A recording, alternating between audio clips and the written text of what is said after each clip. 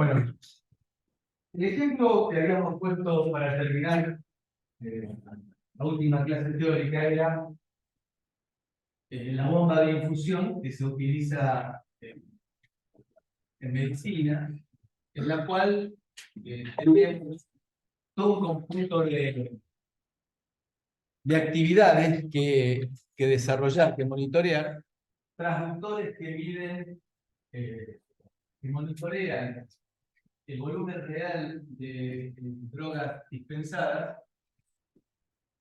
El ejemplo tradicional, un display que tiene que ser actualizado periódicamente, un teclado, fíjense, siempre aparece un display y un teclado.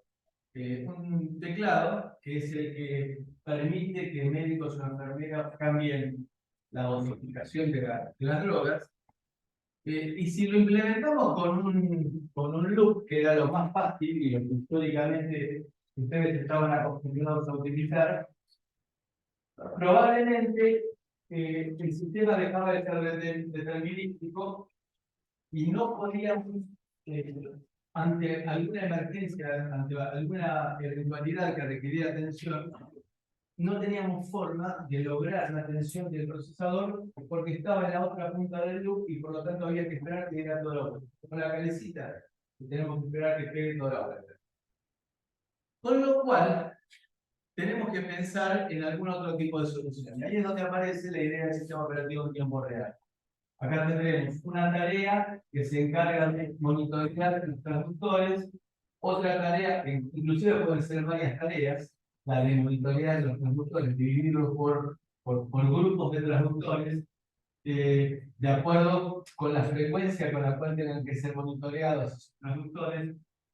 Otra tarea que se encargará de actualizar el display, otra tarea que se encargará de manejar la opresión de los pulsadores, después el manejo de los motores, que se encarga de un motor de esos excéntricos como los de las peceras y del motorcito del Feng Shui que hace circular el agua, cada dirección de esas cosas. Todo eso son tareas separadas. Con lo cual, entonces, el sistema operativo nos permite, entre otras cosas, poder tener dos niveles claramente de privilegios o de prioridades. Nos aparecerá un supervisor, que se lo llama un montón de maneras, root, supervisor, como sea, que está por encima de las tareas.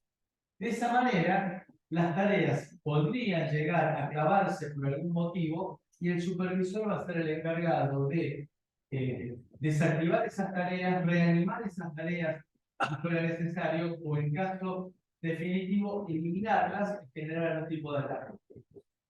Con lo cual, la aparición de un sistema operativo nos da una herramienta de seguridad adicional. Y ante todo, lo que vamos a buscar es ser lo más determinísticos posible. La idea sería que fuera 100% determinístico, pero en la práctica no siempre eso es fácil.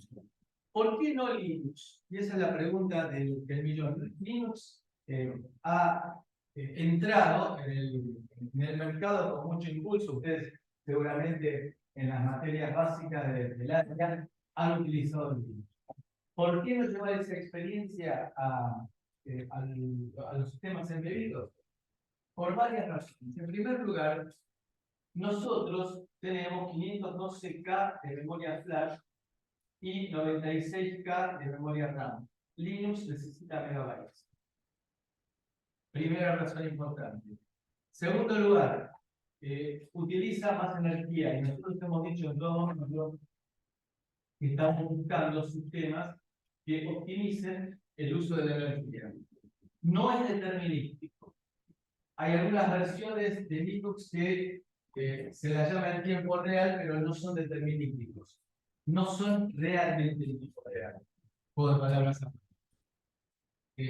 porque si lo mismo que Windows, existe una versión de Windows, se lo llama RT, de Real Time, pero la diferencia fundamental que tiene frente al Windows que ustedes utilizan es que, a diferencia de este Windows que tiene una enorme cantidad de drivers para que se pueda utilizar con cualquier cantidad de monitores, con cualquier cantidad de mouse, con cualquier cantidad de pendrives y todas esas cosas, se configura a medida. Entonces, me dan el kernel de Windows y yo voy seleccionando, voy a utilizar este monitor, voy a utilizar este teclado, voy a utilizar este mouse, y de esa manera compilo y me quedo con la versión del sistema operativo pensada para esa placa, para ese sistema. Por ejemplo, lo que yo he conocido es una versión de Windows para un analizador lógico.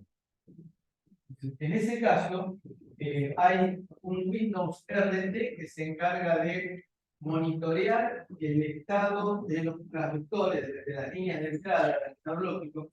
¿Se acuerdan de la trayectoria que vimos en el analizador lógico? Que tenía un montón de líneas de entrada. Bueno, por un lado, entonces, se encarga de monitorear el estado de esas líneas un Windows con un procesador y otro Windows con otro procesador se encarga de mantener el display. Y entre los dos procesadores dialogan entre sí transmitiéndose los datos a través de una memoria común. Ese es el tipo de aplicaciones que son aplicaciones grandes y caras. También hay mucho hardware para... Por supuesto, claro que sí. Por eso, nosotros no lo tenemos. Tenemos que buscar alguna versión del sistema operativo que pueda correr sobre el hardware que tenemos. También, todo sistema, cuanto más grande es, se incrementa la cantidad de bugs posibles. Si ustedes tienen que graficar la cantidad de errores posibles en función de la cantidad de líneas de código, ¿cómo se ocurren a ustedes? Esto es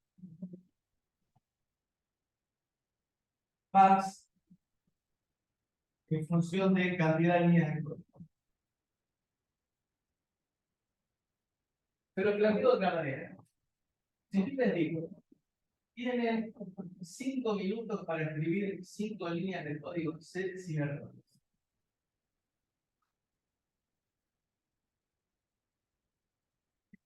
No me piden abajo el planteo, digan que sí. ¿Lo pueden hacer? Sí, parece que sí. Si les digo 50 líneas en 50 minutos, ¿copia la primera? ¿Qué? ¿Copia la primera? No, sin errores. Sin errores lógicos. Si le digo 500 líneas en 500 minutos, de hecho, experimentalmente se ha detectado, se ha analizado que la cantidad de bugs en función de las líneas crece en forma exponencial. Con lo cual, un sistema operativo, si uno lo analiza desde ese punto de vista, que un sistema operativo funcione realmente un milagro.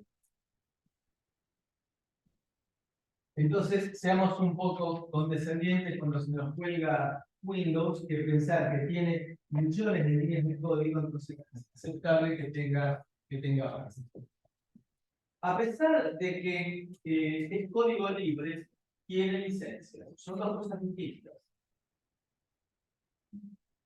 Hace unos cuantos años,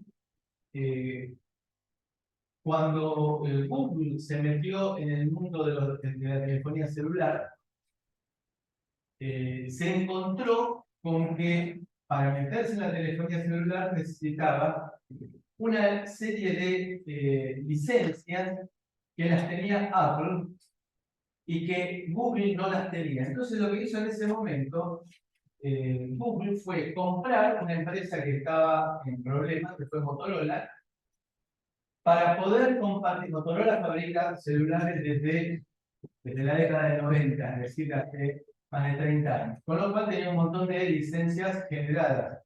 Entonces lo compró para compartir las licencias que ya tenía Motorola. Se llevó esas licencias y le vendió a Lenovo la carcasa que quedaba, la marca. Son cosas que hacen los que tienen muchos proyectos y mucha plata. Entonces, en el caso de Linux se requiere licencias. Y aparte, para colmo, si no está para la placa que yo tengo, no está porteado quiere significar adaptado Linux, puedo llegar a adaptarlo yo, pero me va a llevar muchas horas. Y ustedes recuerden que nuestro criterio es sacar un producto al mercado en el menor tiempo, no es actuar como investigadores. ¿Bien? Con lo cual, evidentemente, tenemos que utilizar una versión del sistema operativo que esté pensada mejor que todo para nuestros cambios. Nosotros la hemos elegido como el FreeRTOS. Hay varias alternativas, y Micrium es una alternativa, y hay otra serie de alternativas, pero en nuestro país se ha difundido mayoritariamente el FreeRTOS. Anticipo, FreeRTOS, ustedes pueden entrar en el sitio de FreeRTOS, es una empresa que tiene varias alternativas de sistema operativo. El FreeRTOS es gratuito. Uno lo puede descargar y lo puede utilizar para aplicaciones comerciales inclusive. Pero tiene la obligación que si modifican el kernel, lo tienen que publicar. No tienen soporte. Es gratuito, no tiene soporte. Hay un foro de discusión que cuando uno tiene un problema serio, lo tira ahí y en general lo responden o alguno de los usuarios o a veces inclusive la propia gente de FreeRTOS. Pero no hay ninguna obligación de respuesta. Y luego hay dos versiones, que son el OpenRTOS y el SafeRTOS, que tienen el mismo núcleo, pero tienen soporte. Y el SafeRTOS tiene licencia, está reconocido, lo han presentado internacionalmente. De manera que, supónganse que yo quiero vender un producto que utilice el sistema operativo en tiempo real a Europa. Lo que tengo que hacer, de acuerdo con las normas que hay en Europa, es certificar todo mi equipo. Pues en ese caso, como ya está certificado el sistema operativo, lo único que tengo que hacer es certificar mis tareas. Con lo cual, la actividad es mucho más fácil de encarar. Por supuesto que eso tiene su precio. Las dos opciones con soporte y más aún la versión certificada son caras.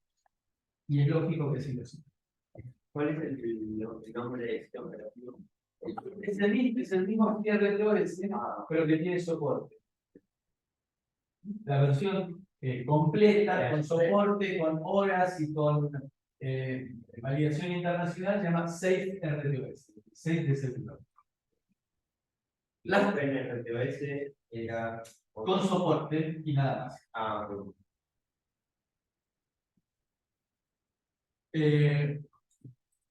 Y en las otras dos, si yo modifico el kernel, no lo tengo que publicar. Bueno, las tareas pueden ser clubs, un file 1, o bien pueden tener principio y fin. Por ejemplo, la inicialización es una tarea que se realiza una sola vez. Es decir, tiene principio y fin. Y cuando se termina la tarea, se la borra. ¿Por qué motivo voy a querer borrar una tarea? Porque voy a estar haciendo varias cosas. ¿Se acuerdan de la historia del multiplexor? De que iba cambiando de tarea activa. ¿Qué pasa cuando borro una tarea? El motivo para eso. Exactamente, porque estoy sacando un paso del multiplexor. Cada paso requiere tiempo. Por otro lado, ¿qué consume cada tarea? Y concretamente, ¿cuál recurso? Memoria. Entonces, cuando yo elimino una tarea, lo que hago es liberar memoria. Me va a quedar memoria fragmentada. A medida que voy borrando tareas, me queda memoria fragmentada, como si fuera un disco rígido. Vamos, todos sabemos que es memoria fragmentada. Memoria fragmentada quiere significar que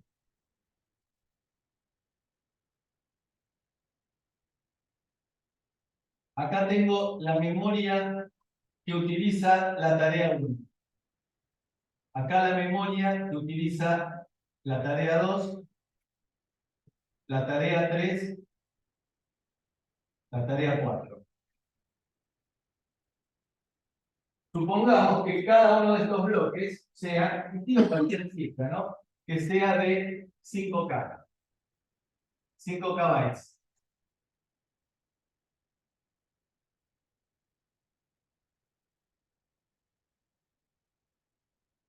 De vuelta, son números tirados al azar solamente para hacer números fáciles. ¿Qué pasa si yo elimino la tarea 2? Me queda libre la zona de memoria que tenía asignada. ¿Qué pasa si elimino la tarea 4? Lo mismo. Es decir, que tengo qué cantidad de memoria libre tengo. Supongamos que hubiera ocupado todo el resto de la memoria. ¿Qué cantidad de memoria libre tengo? Fija. Si yo creo una tarea que le pida 10K al sistema operativo, ¿me puede dar? No, porque no la tiene de forma contigua y no tiene la inteligencia, piensen que es un sistemita operativito, no tiene la inteligencia como para trabajar con memoria fragmentada. Eso significa memoria fragmentada. Fragmentar la memoria es ponerlo todo prolijito. Exactamente. Lo que uno hace, o debería hacer periódicamente en los discos magnéticos, periódicamente debería de fragmentar el disco. Entonces, FreeRTS no puede asignar nuevos nombres. Yo no dije eso. Yo lo que dije es que FreeRTOS no tiene la inteligencia como para permitirme asignar los 10K que le estoy pidiendo cuando la memoria no es contigua. Pero lo que sí puede hacer es cuando el procesador esté ocioso, que vamos a ver en un ratito qué significa eso, que se dedique a hacer tareas administrativas, por ejemplo, de fragmentar la memoria. Un tratador disponible en el mismo bloque. Exactamente. Eso lo va a hacer cuando el procesador esté ocioso, cuando no tenga ninguna tarea para ejecutar. Y luego el procesador pasará al modo bajo consumo. ¿Alguna pregunta?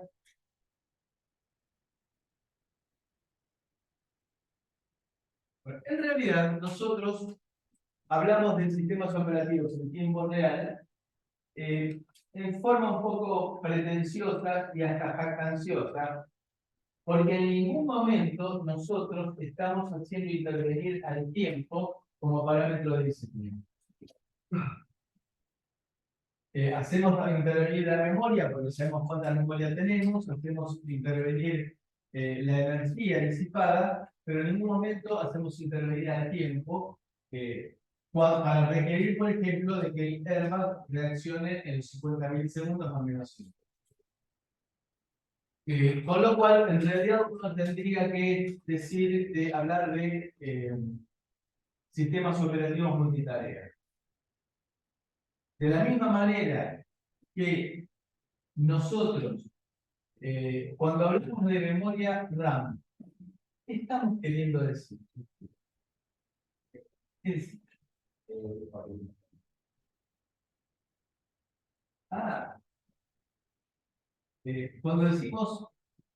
Cuando hablamos de memoria RAM, ¿qué nos referimos? Memoria volátil. ¿Qué significa RAM? Random Access Memory. ¿Qué les parece a ustedes que quiere significar Random Access Memory? Cualquier parte. ¿Sí? No era que se podían leer desde muchos puntos o y varios procesos podían leerla. ¿Pero qué tiene que ver con random eso? Random Access Memory significa concretamente que tardo el mismo tiempo en leer la posición de memoria 0 que leer la posición de memoria FF. Para diferenciar de, por ejemplo, en el mejor caso, las unidades de cinta magnética. que el tiempo que tardo en leer el primer dato es muy distinto al tiempo que tardo en leer el dato que está al final de la cinta. Esto se le llama memoria en acceso secuencial.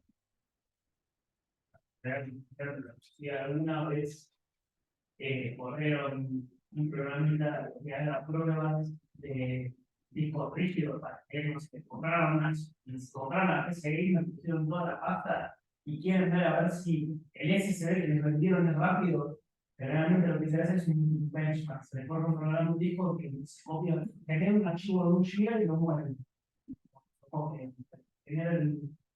Y muchas veces estos programas no solo te esperan generar 1 GB todo seguido, o sea, en un mismo archivo que supuestamente está secuencial, es decir, se escribe en esta posición, después en esta, después en esta, después en esta, después en esta, sí, secuencial, digamos, todo un bloque de 1 GB, sino que también se pueden escribir bloquecitos chiquitos aleatoriamente en partes del disco como otra mecánica de prueba para probar justamente eso. Y cuando uno ve los resultados, tiene las dos velocidades, que es similar.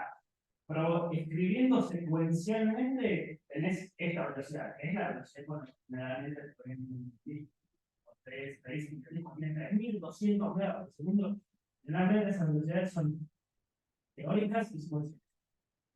O sea, en el mejor de los casos. Y muchas veces, bueno, por ejemplo, las herramientas hacen otra prueba que es escribir 4K, 4 kilobytes aleatorios. Alguna posición aleatoria. Y prueban así 2 o 3 veces escribir 4K y con eso te promedio. Esta es la performance de 4K. Generalmente es menos de secuencial por justamente.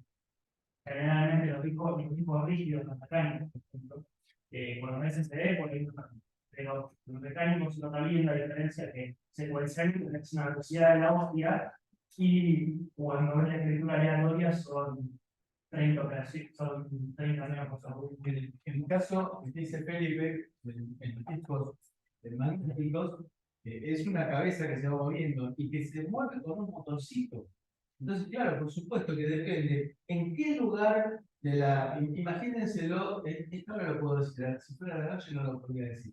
Imagínense que el disco es como si fuera una pizza cortada en porciones, y cada porción se llama sector. Entonces, imagínense que el disco está rotando y que están rotando las porciones de pizza. Entonces, si pasó, justo recién pasó el sector que yo quería leer o escribir, la porción que quería leer o escribir, tengo que esperar que pegue toda la vuelta. Ahí importa mucho la ubicación, la posición. En nuestro caso, Random Access Memory significa que no me importa la dirección, no tiene ninguna vinculación, la dirección con el tiempo. Y aquí viene con todo esto. La memoria flash. ¿Es RAM?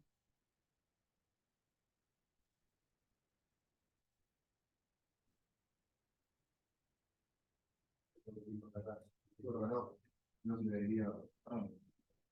Eso está mal. Es RAM. Claro, porque de vuelta, el tiempo que tardo en una memoria flash en leer la posición de memoria 0 es distinto el tiempo que tardo en leer en la posición de memoria FF. No, ¿Qué memoria volátiles no son no para? es volátil. Vamos al principio. Todo esto viene con la idea de frase que uno ya se la mete en la cabeza y no tiene nada que ver. La idea de memoria RAM asociada con volatilidad viene de la época de las supercomputadoras en las cuales el código estaba en cintas. De aquella época viene. Entonces asociamos volatilidad con RAM. Hoy en día la memoria flash es RAM también. Pero de vuelta, esto simplemente es para confundirlos en este ratito que lo queremos ver. Sigamos hablando de la memoria RAM como memoria volátil. Pero recordemos que la memoria flash es una memoria no volátil, pero también Lo que tiene este RAM no está asociado a iguales menos, sino a la velocidad que tiene para. no, al tiempo de acceso. Tiempo de acceso a los datos. No es así el acrónimo de RAM. El acrónimo de RAM sí va por ese lado. primo de ROM es la memoria de solo lectura. Pero bueno, no sé, comparativa a un año donde uno programaba un chip de flash y si te confundía en un bit, tenía que sacarlo y Moneda de flash, moneda de flash. flash. Eran fusibles. Fusible significa fusibles, ¿eh? Hilitos que se quemaban. Entonces, la ROM es RAM. ¿Eh? No se suiciden, esto pasa rápido, los efectos son rápidos. Pero bueno, ¿No hay ROM no RAM? Una intro. sí, no, las efectos son RAM también. Es el único. Lo único es que el magnético es secuencial. Y el disco. El disco es medio complicado porque no es exactamente secuencial, pero tampoco es RAM, digamos, es una cosa intermedia. Todo lo que es sólido consiste a lo que no sea RAM. Y es sólido. Hay un tipo de memoria que se llaman, que son las CCD, que se utilizaban en una época para los sensores de las cámaras fotográficas, Travel Devices, que eran secuenciales también, no sólidos. Y lo que decía antes Felipe, cuando lean especificaciones, como por ejemplo el tiempo que el SSD, la velocidad de los SSD, hay que preguntar, si uno quiere ponerse en ingeniero, uno tiene que preguntar en qué condiciones está medido. Y sobre todo, desconfiar. Bueno, todo esto venía a...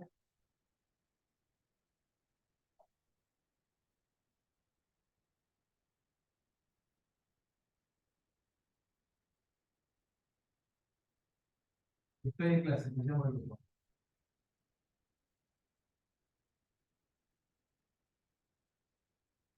Un amigo del colegio secundario todavía.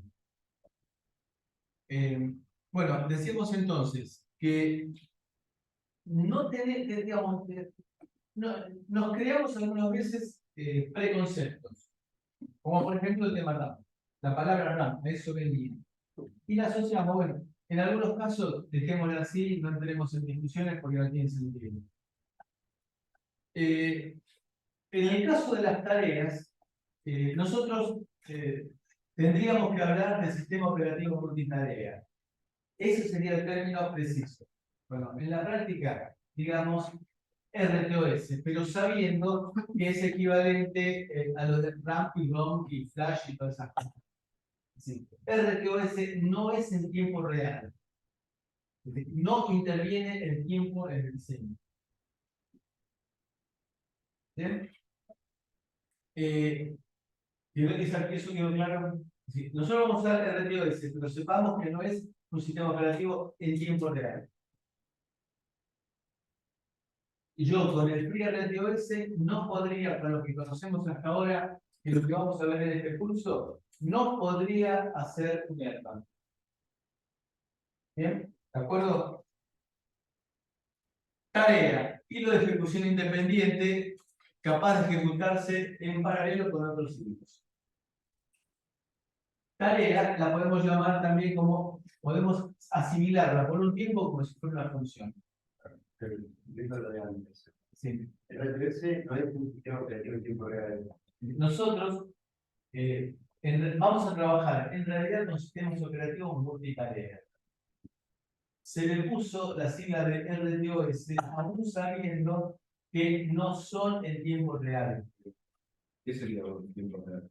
Y en tiempo real sería, por ejemplo, un sistema operativo caro, pago y caro, como el QNX, en el cual el tiempo interviene como parámetro de diseño.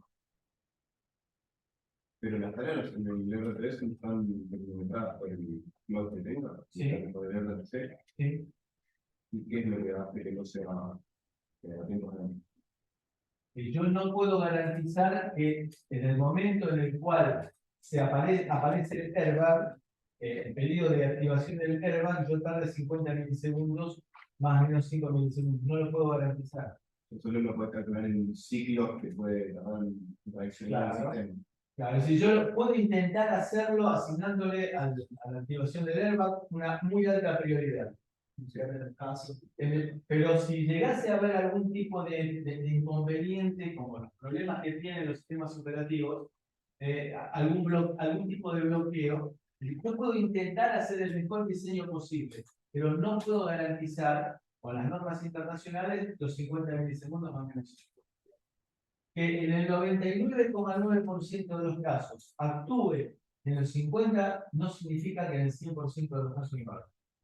No se puede garantizar con más frecuencia. No, de vuelta, yo puedo tomar los criterios de diseño y asignación de prioridades a las tareas de manera que la posibilidad de que se me quede muerta una tarea de alta prioridad sea bajísima, pero no es cero. ¿Bien? Entonces, tarea es equivalente en principio a una función. Cada tarea va a tener su propia pila. Lo que decíamos antes, cada tarea va a tener su zona de RAM. Con lo cual, cuando yo elimino una tarea, libero una zona de RAM. Para todas las tareas que dice yo la pido, en el momento en el cual yo pido crear la tarea, le digo, asigname tal tamaño de RAM. Y si te pasaste de eso, y si no hay RAM suficiente, me dirá, no pude crear la tarea. Al contrario, ponele que es un K y esa tarea empieza a necesitar más de un K o de tuyo. Está mal diseñada. Tampoco puedo agarrar y decir, dame 96K cada tarea, porque me quedo sin memoria. De vuelta, es un juego en el cual uno tiene que pedir un tamaño de memoria, cuando se crea la tarea, un tamaño de memoria apropiado a la tarea, pero tampoco la pavada. Podré tener una fila de supervisor y otra de usuario. Para eso que yo necesité que va a aparecer a Cortex, que tiene un stack pointer para el supervisor y un stack pointer para el usuario. Las tareas pueden intercambiar información. Intercambiar información la vamos a llamar sincronizar. Enviando información de una tarea a la otra utilizando semáforos, lo que ustedes históricamente llamaron flags. Vamos a ver que hay semáforos de varios tipos distintos. Por medio de variables globales, evidentemente, porque si son variables que tienen que compartir información entre tareas independientes, tengo que utilizar variables globales. Y colas. Las colas también tendrán que ser globales. ¿De acuerdo? Las tareas no se pueden comunicar directamente entre sí porque no coexisten. No existen dos tareas en el mismo momento. Hay una sola tarea que se puede ejecutar en un micro que sea mononúcleo.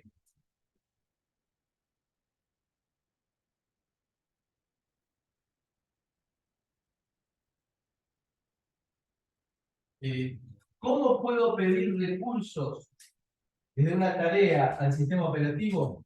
Por medio de system calls.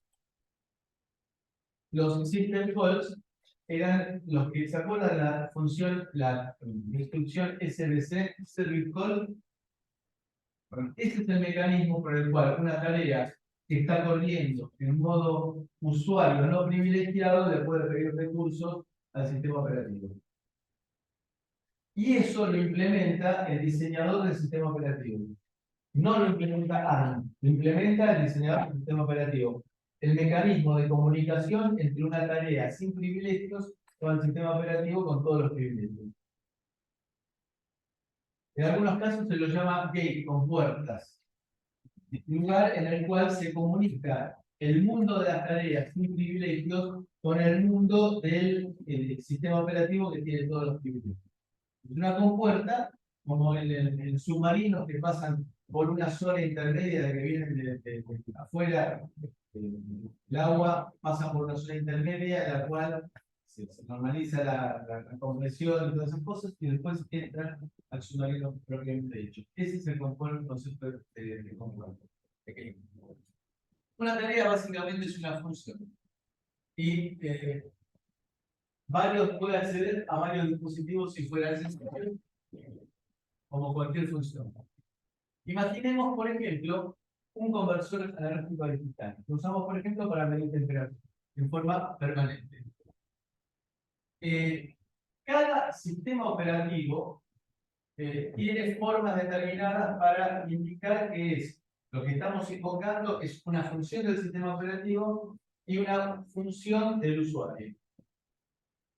En nuestro caso, en este ejemplo, lo vamos a llamar con el prefijo app. App es de application. Entonces, acá estamos utilizando una tarea, estamos definiendo una tarea que se llama ADC. Y le paso un puntero a parámetros. Eso lo vamos a ver en la implementación del FreeRTOS. While 1, loop, ADC read, una función que lee el resultado del conversor analógico a digital. Y fíjense, aquí estoy llamando a una función del sistema operativo que está precedida por el, en este ejemplo, el FreeRTOS es distinto. Aparece la X de por medio. Adelante. OS, time delay 10. Caramba, fíjense qué fácil es invocar a un delay, una demora. No tengo que ponerme a programar el timer, no tengo que ponerme a ver cuál es la frecuencia de cristal, cuál es la frecuencia de clock, sino que llamo a una función del sistema operativo que se llama demora de definición. ¿Cómo? No, al revés, acá le estoy diciendo, señor sistema operativo, te cedo el control por 10, en forma voluntaria, por 10 milisegundos, y volvé acá dentro de 10 milisegundos. Despertame dentro de 10 milisegundos. Si yo me pusiera acá a hacer un loop de demora de 10 milisegundos, ahí sí sería bloqueante. Pero estos 10 milisegundos se pueden utilizar entre varias tareas. Claro, se aprovecha el tiempo para que el sistema operativo haga otra tarea. Pero le estoy tirando al sistema operativo la responsabilidad que vuelva acá dentro de 10 milisegundos. ¿Y vuelve clavado a los 10 milisegundos o cuando pasan 10 milisegundos y termina el resto de la? No me importa eso, es demasiado rápido. No, el sistema operativo corta para volver a los 10 milisegundos. Corta, tiene la posibilidad de cortar otras tareas. Eso también lo vamos a ver en un ratito con el cambio de contexto. Una tarea muy relativa al sistema, no. Porque yo tengo No debería. yo tengo mi equipo asignado. ¿Sabes? Una tarea funciona mal y se trabó y bloqueo. No bloquea las otras. Bueno, yo tengo dos formas de manejar las tareas. Sí. Una, que en forma voluntaria diga sistema operativo termine. Eso se llama cooperativo, en forma cooperativa de trabajar. Por ejemplo, ¿tiene sentido que esté un milisegundo barriendo el teclado? Me basta con barrerlo una vez y otra vez para verificar que no haya tecla oprimida, que después listo. Hasta dentro de 25 milisegundos, 100 milisegundos, no tiene sentido que vuelva. Con lo cual, ese sería un caso. El otro caso, que tiene una tarea muy grande y que trate de aprovechar tareas muy largas, que por ejemplo, procesando digitalmente señales, que trate de apropiarme de esa tarea, de apropiarse del procesador. En ese caso, el sistema operativo tendrá pautas de tiempo. Pues va, este se está pasando de rosca, se está pasando de milisegundo, ¡pum! Hachazo ordenado. Prolijo. ¿Bien? Y eso se puede dar también en los 10 milisegundos. Es decir, que cuando el sistema operativo ve que está llegando a los 10 milisegundos, prolijamente fija la tarea que se estaba ejecutando en ese momento y retorna a la tarea que le había delegado el control de esos 10 milisegundos.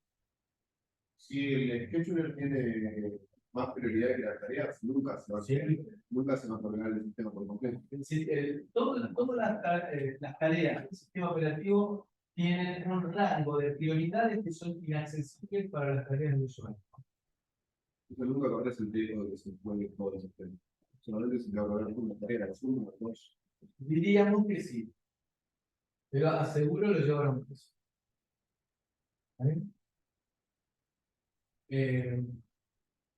De esta manera, entonces, yo estoy adquiriendo de forma permanente, midiendo la temperatura que me da de una termocupla a una persona no es entonces será la lectura del conversor analógico digital. Esta será una tarea de invocación a una tarea del sistema operativo. Las tareas no tienen por qué ser exclusivamente loops, dijimos, pueden ser tareas que tengan principio y fin. Cuando algún evento externo lo demande, típicamente el ejemplo que solemos utilizar para esto es el caso de un tanque de agua.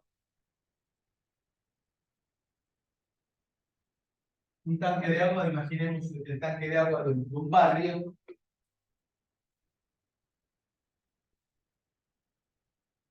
El tanque de agua que tiene una bomba.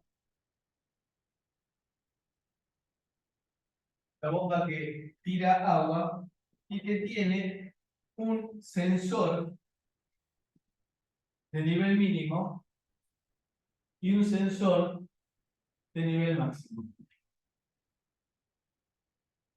¿Cuánto tiempo tardará en vaciarse el tanque por el uso normal? Pongamos mediodía. Cuando llegó al límite inferior, este sensor va a crear una tarea que sea la de llenar el tanque.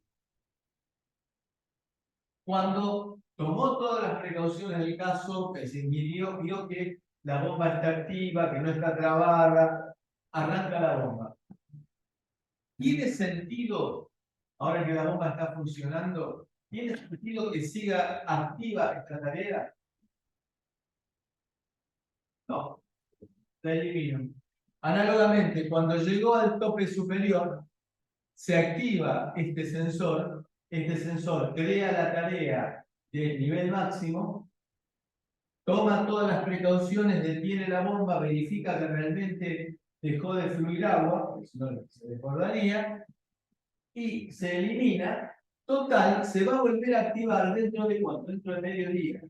Mediodía, para la vida de un micro, para el ciclo de reloj de un micro, es una eternidad. Entonces se justifica crear y eliminar las tareas. Una tarea puede pelear otra tarea, sí. No es problema. Pero sí, Por ejemplo, en este caso, la tarea que acá de pautas, la función ha de ser link, no es una tarea de función. no, es una función. Es una función, pero no es una tarea. En ese caso no es una tarea. Por ejemplo, para el caso del low fluid, es una tarea de aplicación escrita por el usuario, también que le paso un puntero a parámetros. Entonces, acá tendré el código de manejo del nivel de fluido y luego tendré la invocación a una tarea del sistema operativo que es OS Task Delete. Borro la tarea. Las tareas son creadas al comienzo habitualmente de la aplicación. Vamos a ver el ejemplo. Entonces, primero, acá está la respuesta. A una tarea puede crear otras tareas. Y veamos cómo sería la idea. OSI, inicialización del sistema operativo. Creo las tareas. ¿Qué significa crear las tareas? Significa darles entidad a las tareas. Ponerlas en los conectores del multiplexor. Una vez que creé las tareas, es decir, que las puse en los bordes del multiplexor, en ese momento arranco el multiplexor.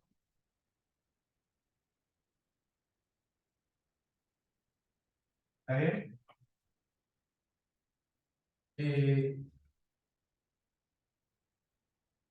Por ejemplo,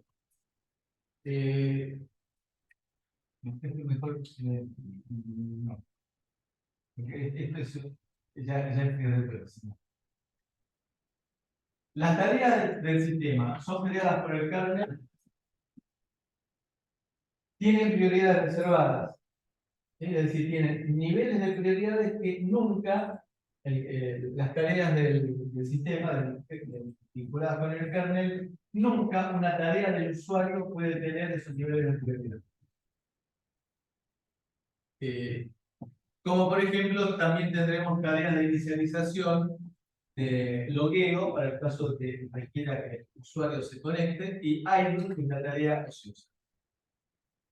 Una vez que se hizo todo esto, el kernel salta a un punto determinado, que es el punto en el cual empieza a correrse el multiplexor. Entonces, eventualmente podrán crearse otras tareas y crear objetos. ¿Qué son los objetos? Los objetos son las cosas del sistema operativo. Por ejemplo, un objeto es una tarea, sí. Un objeto es una variable. Un objeto es un semáforo. Un objeto es una cola. Un objeto será un mensaje. Un objeto será un correo. Existe la posibilidad de, entre tareas, enviarse correos. Un concepto similar a lo que tenemos nosotros del correo electrónico. Una tarea le puede mandar a otra tarea dirigido un mensaje, es decir, un correo. Esos son objetos.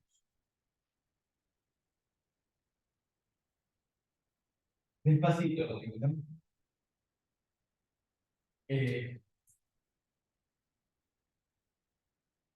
El cambio del estado de un objeto, que lo vamos a abreviar como el cambio de un objeto, hace que el planificador del sistema operativo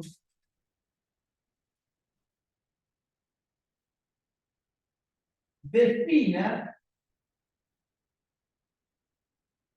el siguiente punto de trabajo. ¿Para qué quiere significar eso? Supónganse que yo tenía una tarea que había sido frenada porque estaba esperando un resultado. Por ejemplo, que terminara la conversión de un analógico a digital, o que una memoria magnética me entregara un dato, o que me llegara un paquete de datos por USB. Esa tarea estaba bloqueada.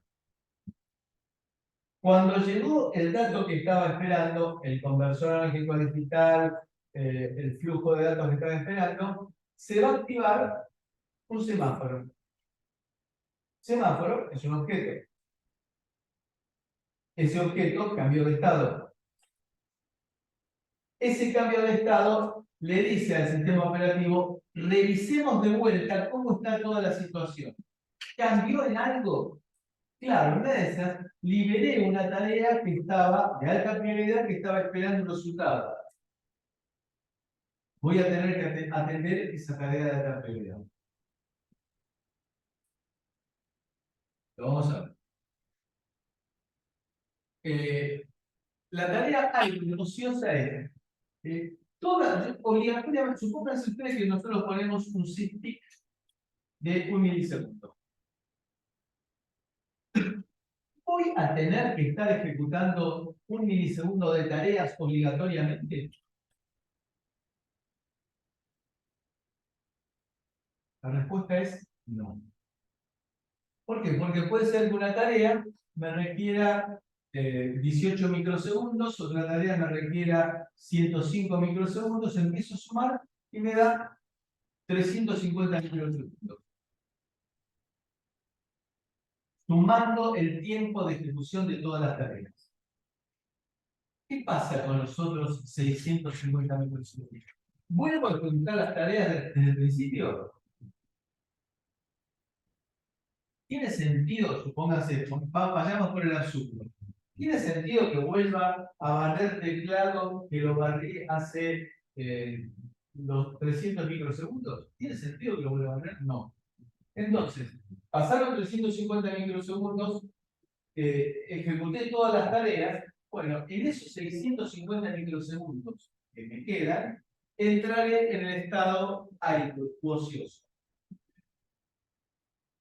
Y ahí depende de lo que yo quiera hacer. Yo me puedo colgar, se llama eso, colgarme del estado idle. Y ahí puedo, por ejemplo, desfragmentar memoria. O ahí puedo pasar al procesador a un modo de trabajo de bajo consumo. El procesador tiene modo de trabajo normal, modo de trabajo de bajo consumo, algunos de los cuales son modo de consumo de bajísimo consumo in extremis. Lo mato por completo el procesador. Pero después también así tardo mucho tiempo en volver a la vida. En ese caso, me convendrá utilizar algún modo de bajo consumo, pero que no sea terriblemente de bajo consumo, sino que me permita rápidamente retomar la ejecución del programa.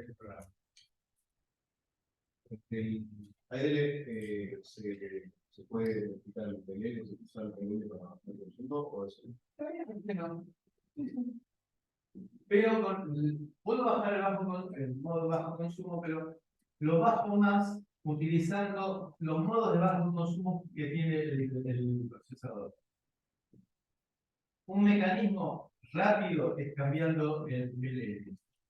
Pero eso es para cuando me interese moderadamente bajar el consumo. Si quiero bajar de una forma más eficiente, me conviene utilizar alguno de los modos bajo consumo que me da ARM.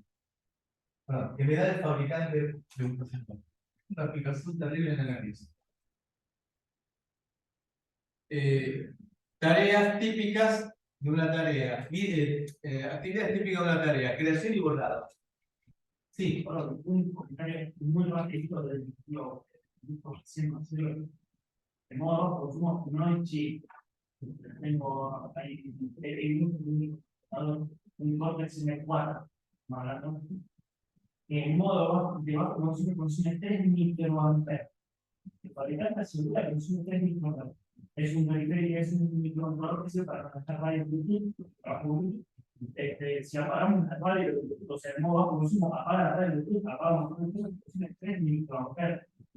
Piensa en la vida de batería que tiene un córtex, o sea, que tiene ese procesador con el bajo consumo,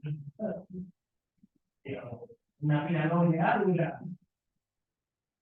Por ejemplo, Es que el modo bajo consumo hoy en día no solo interesa para los equipos alimentados por batería. No se olviden que estamos viviendo una época en la cual la ecología está teniendo una importancia seria en nuestras vidas, con lo cual también debemos llevar a modo bajo consumo todo aquello que no sea imprescindible. Con lo cual, un equipo conectado a 220 también puede llegar a pasar a modo bajo consumo y es recomendable que lo haga. Propiedad de las tareas. Suspender y reiniciar, manejar la prioridad, bloqueo de preferencia, preemption, es otra de las palabras que tiene muy difícil traducción, y desbloqueo, demoras y reinicio. Demoras, ya vimos un ejemplo del OS Task Delay que me permitía a mí, en forma muy fácil, demorar 10 milisegundos.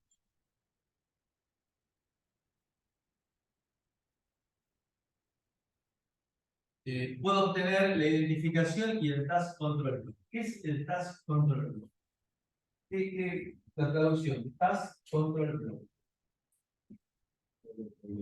Bloque de control de tareas. Entonces, ¿qué tendremos en el bloque de control de tareas? Eso es lo que nos va a permitir a nosotros, y eso es diseño del sistema operativo, ver qué es lo que tengo en ese bloque de control de tareas. Las tareas pueden ser periódicas, pueden ser periódicas, significa que tienen un cierto periodo de repetición, por ejemplo, para parpadear un LED. Aperiódicas, para eventos que no saben cuándo van a darse y que dependen del mundo exterior, por ejemplo, una parada de emergencia, por ejemplo, un dato que me llega al mundo exterior, un exceso de temperatura en un horno.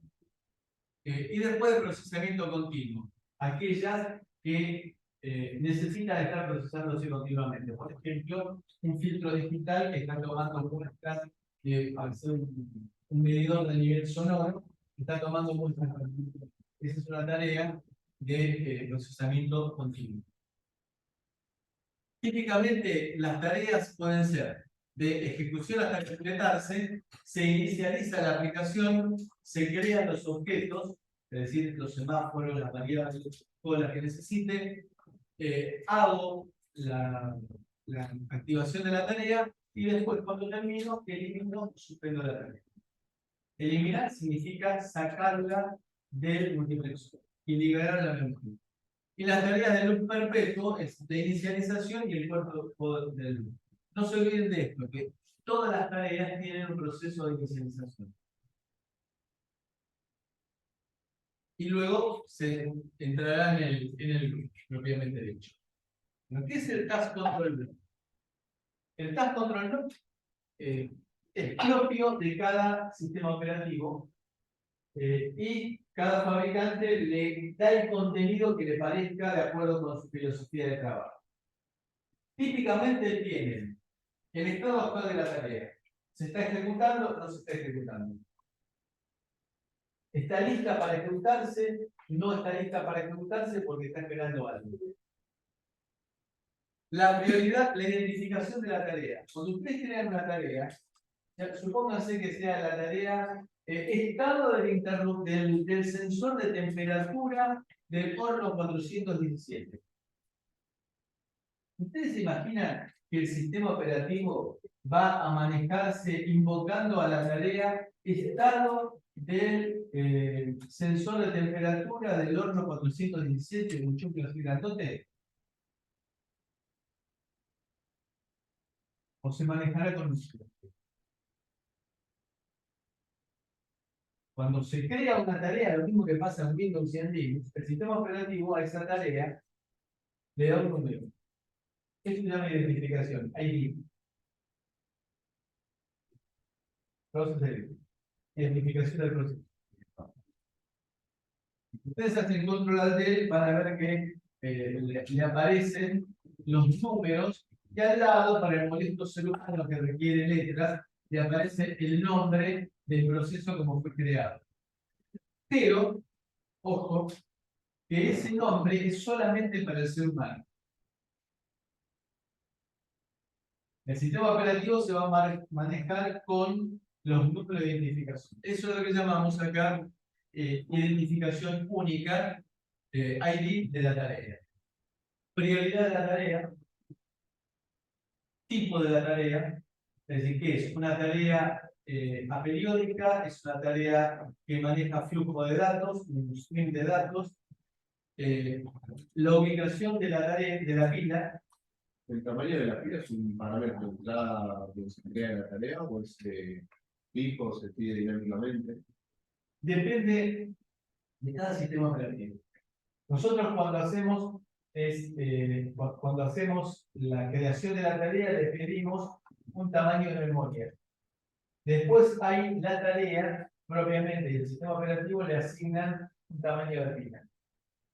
Entonces, la idea es que uno crea todas las variables y después, desde el punto en el cual terminó de crear todas las variables, para abajo es la pila. ¿Y pero fijo el tamaño de la pila? No. Por ejemplo, supóngase que yo le pido 300 bytes. Con las variables que tengo, con el espacio para guardar registros y todas esas cosas, utilizo esos 300 bytes, uso 80 bytes. Me quedan entonces 220 bytes para pila. Si yo calculé mal y la pila en realidad no tendría que ser demasiado grande. Pero bueno, depende de las características. Si quiero guardar en la pila un vector de la gran 7, y bueno, entonces voy a tener problemas de tamaño de pila. Con lo cual tendré que convocar a la tarea, crear la tarea con mayor periodo de memoria. Depende entonces del criterio del diseñador. Stack pointer actual, información de archivo para el debug, porque todo ejecutando un sistema operativo, puedo seguir enviando información de debug. Mensajes en espera y mensajes deseados, es decir, mensajes en la forma de comunicarse entre las tareas. Tendré el conjunto de los task control blocks. Dentro de las tareas, no me quiero adelantar. Por ejemplo, identificación de la tarea, estado de la tarea, recursos, señales, eventos, memoria compartida, variables del sistema. Este es un caso típico de task control. Tenemos entonces que el puntero a la pila va a estar apuntando, el puntero a la pila que está dentro del task control block, va a estar apuntando a una zona de RAM en la cual voy a tener lugar para guardar los registros y el resto del stack en el cual voy a tener las variables que yo voy a crear para esa tarea y que van a estar en esta zona de memoria.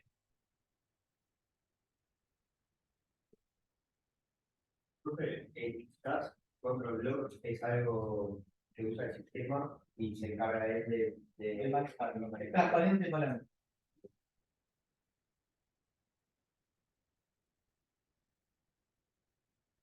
Veamos, ¿cuántas tareas tengo corriendo? Running, estado posible de una tarea. Primero, running. Nosotros, ¿cuántas tareas podemos tener corriendo? En nuestro ámbito. ¿Cuántas tareas podemos estar corriendo nosotros en nuestro ámbito? ¿Cuántos núcleos tiene nuestro ámbito? ¿Un solo procesador? ¿Cuántas tareas puedo estar corriendo? Una. Siguiente estado posible. Ready. ¿Cuántas tareas puedo tener? Primero, ¿qué significa ready? Están listas para están listas. Están listas. ¿Cuántas tareas puedo tener en estado ready? Las que sean. Fíjense que cuando una tarea está ready y el ejemplo es el de los melones que están en un carro. Cuando me encuentro con una piedra o con un pozo, se sacude todo y se reacomodan los melones en el carro. ¿Qué significa un pozo o una piedra? El cambio de estado de uno de los recursos del sistema, de los objetos. Por ejemplo, se llenó una cola, un algodón. Entonces, se reacomodan los melones, de acuerdo con el planificador, y dice, este es el melón ahora que está arriba de todo. Este es el melón. Entonces, se produjo un sacudón, se cambió de estado un semáforo. Entonces, lo que hace el sistema operativo en ese caso, si estamos trabajando en el modo preemptive, lo que hace el sistema operativo es, acá tengo una tarea corriendo con tal nivel de prioridad. Se produjo, por ejemplo, esa piedra, ese pozo, significó que le llegó el dato que estaba esperando una tarea. Con lo cual pasa a estar ready.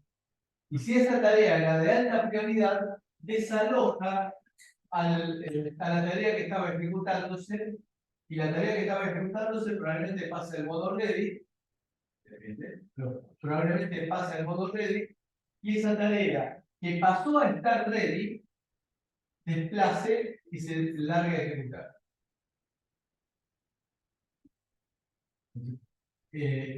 La tarea que estaba ready reemplaza a la tarea que está running, y la que estaba running probablemente pase al estado ready. Después, ¿qué otra cosa tenemos? Pending. ¿Qué le significa pending? Pendiente. ¿Pendiente de qué? Está esperando algo.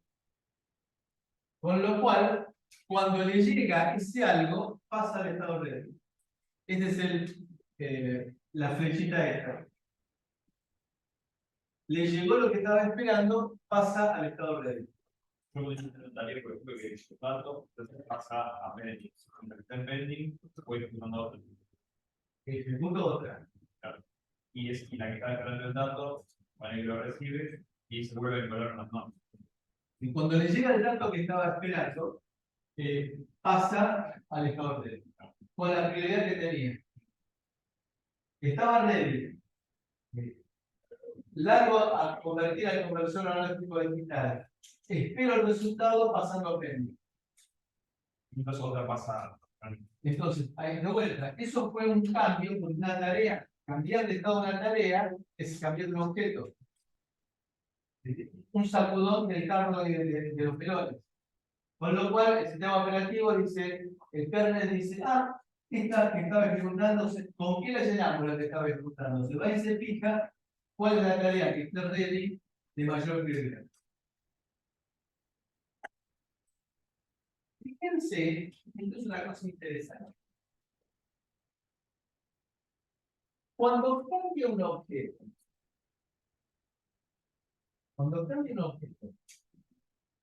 voy a ponerme a ver, pongámoslo en el caso ideal, porque yo lo que pretendo es que el sistema operativo sea lo mejor posible, que sea óptimo en su funcionamiento. Cuando cambie un objeto, me voy a poner a fijarme cuál es la tarea de mayor prioridad que está ready.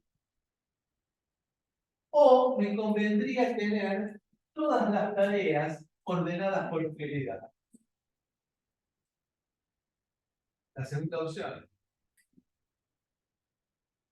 De manera que cuando cambie un objeto, ya tengo el tema resuelto. La que está arriba de todo es la que voy a poder pasar a ejecutar. ¿Y cuándo me voy a dedicar a ordenar las tareas por prioridad?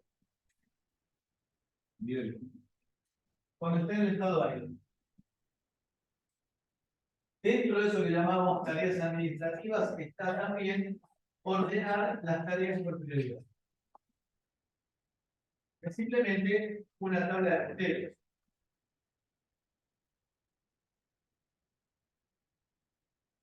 Bien. ¿Qué pasa si está ejecutándose una tarea y aparece un periodo de interrupción? Es decir, aparece un periodo de interrupción, significa que la tarea que se estaba ejecutando pasa al estado interrupted. Y la tarea asociada con la interrupción se pasa a ejecutar.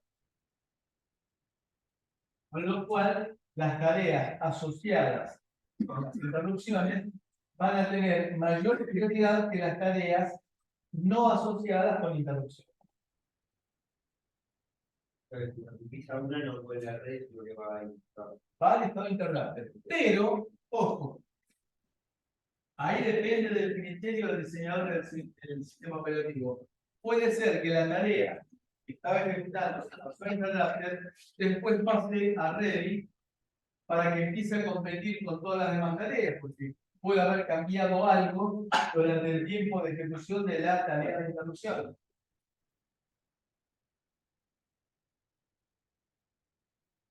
En una de esas, el diseñador del sistema operativo dice, bueno, la tarea que estaba interrupted de pasar ready, competir con todas las demás para ver si te toca de vuelta volver a ejecutar.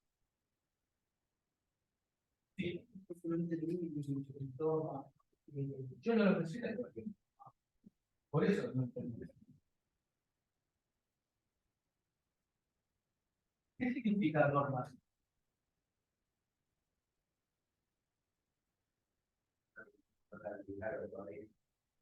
Una posibilidad que no la querían todavía.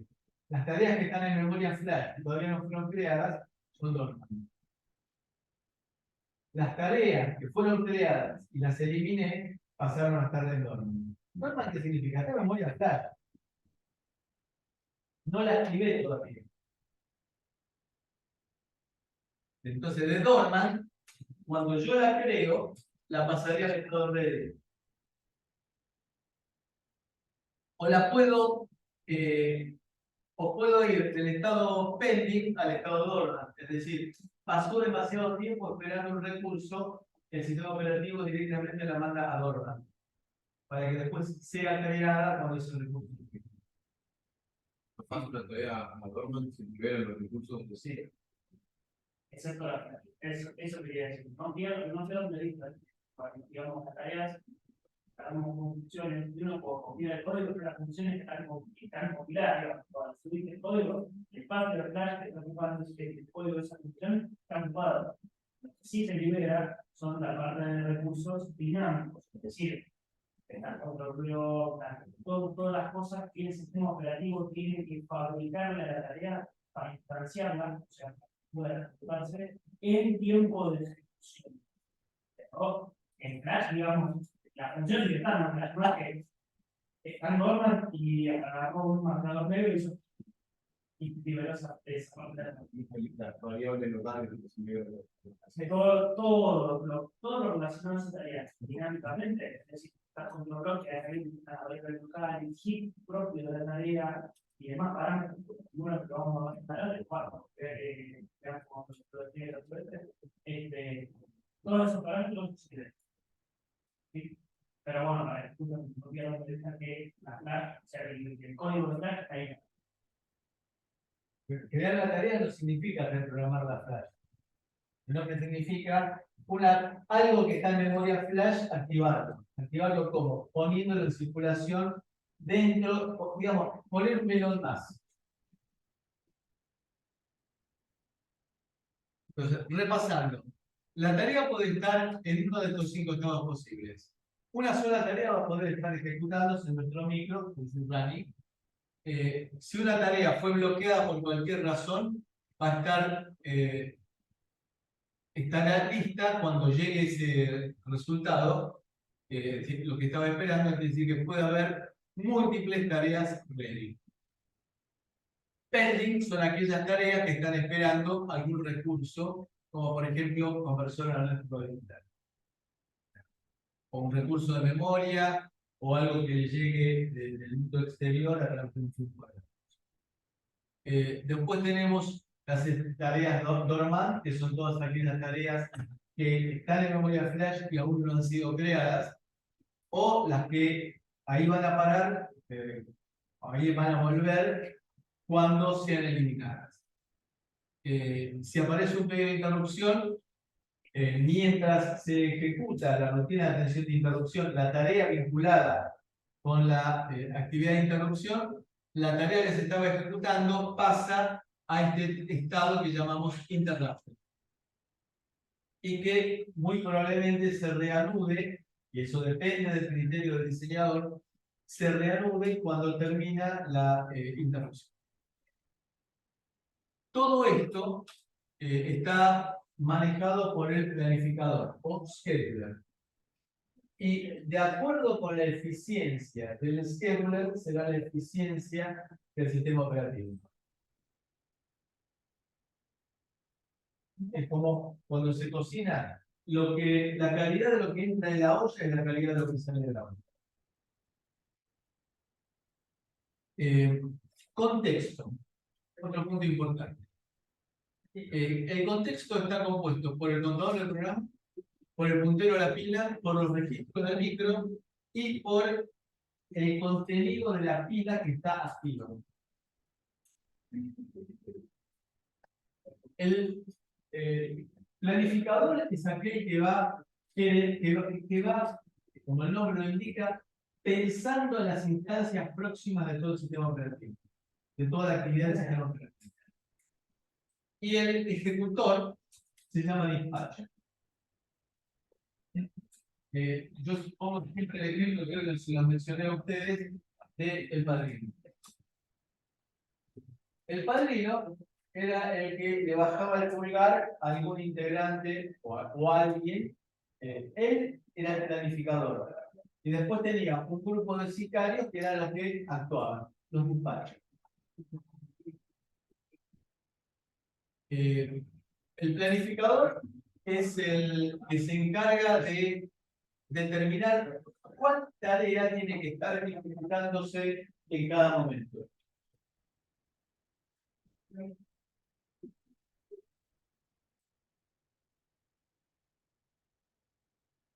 Y cuando ocurre algún cambio en algún objeto, se determina habitualmente qué acción hay que tomar de acuerdo a ese cambio. Se llenó una cola, es un cambio, veré qué es lo que tengo que hacer.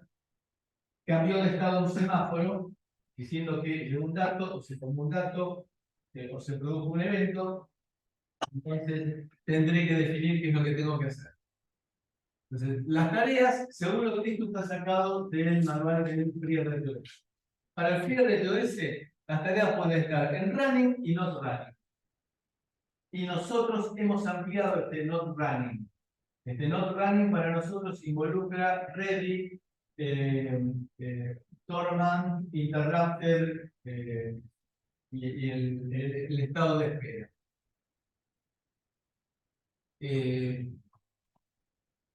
El cambio de contexto significa, ¿se acuerdan el dibujito, la animación que mostraba de que estaba ejecutándose una tarea y no se pasaba inmediatamente a ejecutar la otra tarea, sino que había un tiempo en el cual no se ejecutaba ninguna tarea? Falso. Se estaba ejecutando una tarea del sistema operativo que consistía en retirar de ejecución a la tarea que en ese momento estaba vigente y traer la nueva tarea. Imaginemos que son en realidad, tenemos procesos ficticios, tenemos procesadores distintos para cada tarea. Entonces, tengo que retirar el procesador de la tarea 1 y conectar el procesador de la tarea 2. ¿Qué significa retirar? Retirar significa guardar los registros que tenían en el momento en el cual se desactiva la tarea 1, guardarlos en un lugar, de manera que después los pueda recuperar.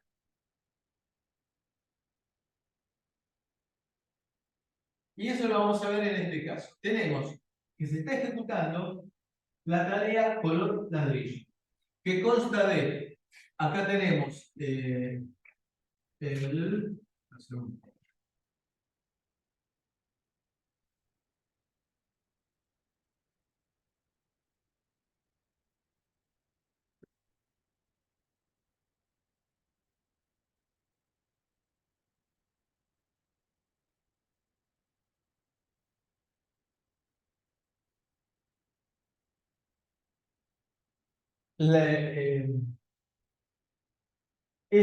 esto es el stack de la tarea A. Y acá tenemos el Program Status Register del procesador, el contador de programa, el link register y el PSP, el Process Stack Pointer. Está ejecutándose una tarea del usuario, es decir, se supone que es una tarea sin privilegios. Unprivileged. Y acá tenemos los registros del procesador del R0 al R12. El R12 tiene un estado particular, porque el R12 está definido históricamente como el scratch register, es decir, el registro borrador. ¿Vieron cuando uno está hablando por teléfono y le llega y le pasan un dato que lo anotan en un papelito? Bueno, ese papelito es el registro R12. El R0, R1, R2 y R3 son los registros que se utilizan para pasarle parámetros a una función y para devolver resultados de esa función. Después, el resto de los registros del R4 al R11 son de propósito general. Entonces, terminó el tiempo de ejecución de la tarea color ladrillo. Vamos a reemplazarla por la tarea color celeste. Empecemos, entonces. Primero, guardamos los registros del procesador en la pila. Esto que va a estar acá. Entonces empezamos. Vamos guardando.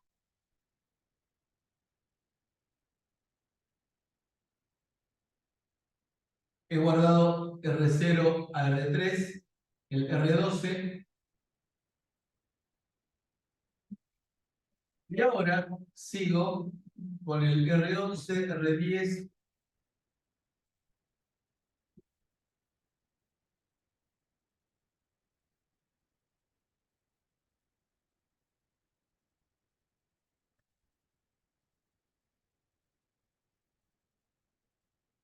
El status, el stack pointer, perdón.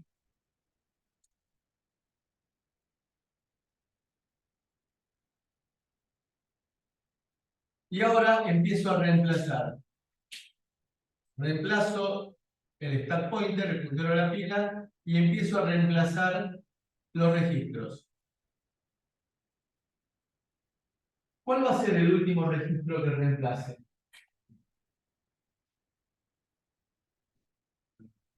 Contador de programa. Porque al reemplazar el contador de programa empieza a ejecutar la tarea color celeste. El punto exacto en el cual había abandonado la última vez que fue conmutada.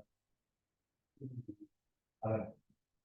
O sea, entiendo lo que es el cambio de contexto, donde vos tenés que agarrar los recursos del procesador con todos los registros y adaptarlo a la tarea que es ejecutar en ese momento.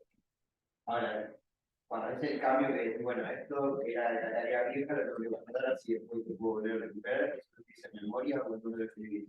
En la pila. En la pila de la tarea. En la pila de la tarea se guardan todos los registros que tenían. Claro. Ah, en la pila de la tarea, claro.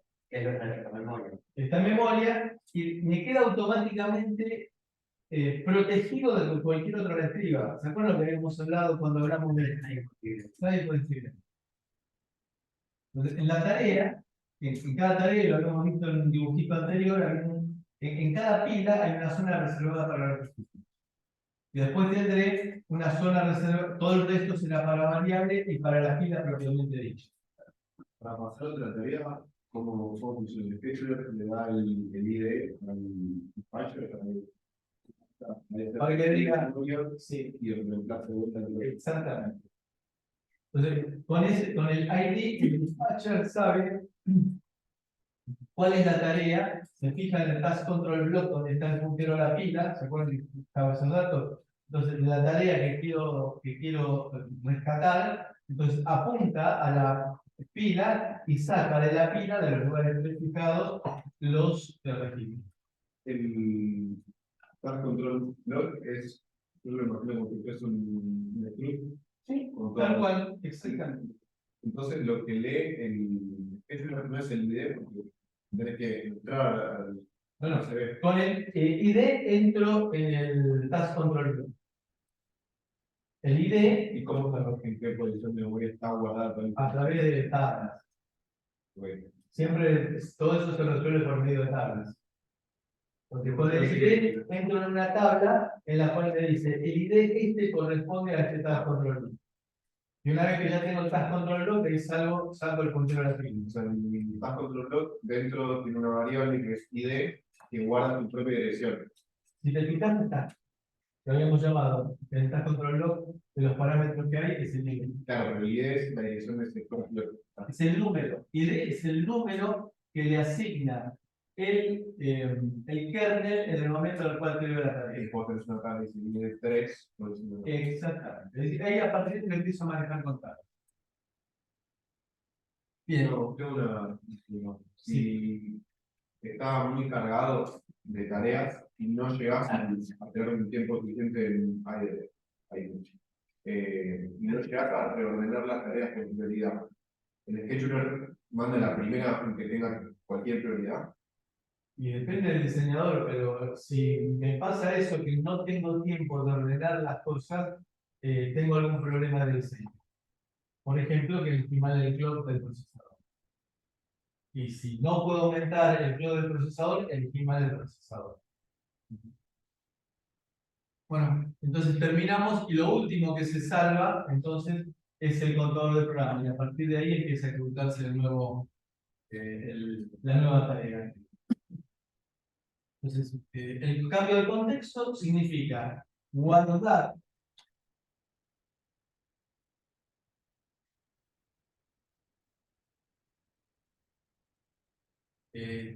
Cuando se produce el cambio de tarea, es guardar los registros actuales de la tarea en su propia pila y cambiar de pila y restaurar los resultados de la restaurar los registros y variables de la otra pila. Es decir, para lo cual lo que tengo que hacer es restaurar los registros y dejar el puntero a la pila apuntando a la pila en la cual van a estar las variables, las colas propias de esa segunda tarea. El cooperativo es en el cual, el planificador cooperativo es el planificador en el cual voluntariamente se cede la ejecución a otra tarea. Eso significa, como dijimos antes, que con la demora de tiempo, digo, encárgate vos, yo voluntariamente cedo. Por ejemplo, cuando terminé de ejecutar el barrido de teclado, que no se justifica que siga barriendo el teclado, entonces lo que hago es, terminé. Yield, resigno. Yield, acuérdense que lo van a utilizar. Y, acá está.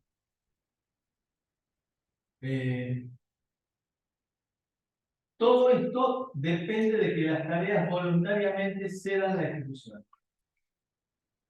La calecita es el round robin, que imagínense la calecita que viene el avioncito, el autito, el caballito y siempre viene en la misma vuelta.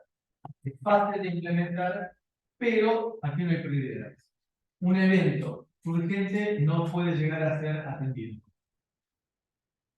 El preemptive es el caso que hemos mencionado nosotros, que habitualmente algún evento, el cambio de algún objeto, despierta al planificador para que vea cuál es la tarea que conviene que sea ejecutada a continuación. Este es óptimo para nosotros porque nos permite minimizar la latencia. Cuando haya algún fenómeno que requiere atención, ese fenómeno tenemos que planificar que cambie algún objeto de manera que sea atendido ese cambio de estado de un objeto, un semáforo por ejemplo, y que el sistema operativo atienda a esta tarea de prioridad. El preemptive es el término que utilizamos nosotros, con algún criterio, y el criterio significa el algoritmo del sistema operativo, se entregue de ejecución a una nueva tarea. Los sistemas operativos típicos son FreeRTOS, MicroC OS2 y OS3, que son de Litrium, que también es confiable. MicroC Linux, el QNX, que es el que dijimos que es caro, pero es muy eficiente, y lo utiliza la NASA canadiense para sus satélites. Los tipos de planificador definen, o sea, uno para cada operativo que uses. No, nosotros vamos a ver que en el FreeRTOS uno puede trabajar cambiando de estado en define, un numeral define, puede elegir si trabaja en modo cooperativo o en modo genérico. Claro, o sea, vos tenés tu sistema operativo y puedes cambiar el modo de trabajo En el caso del FreeRTOS, sí, el sistema operativo, claro. preguntas, vamos a preguntar.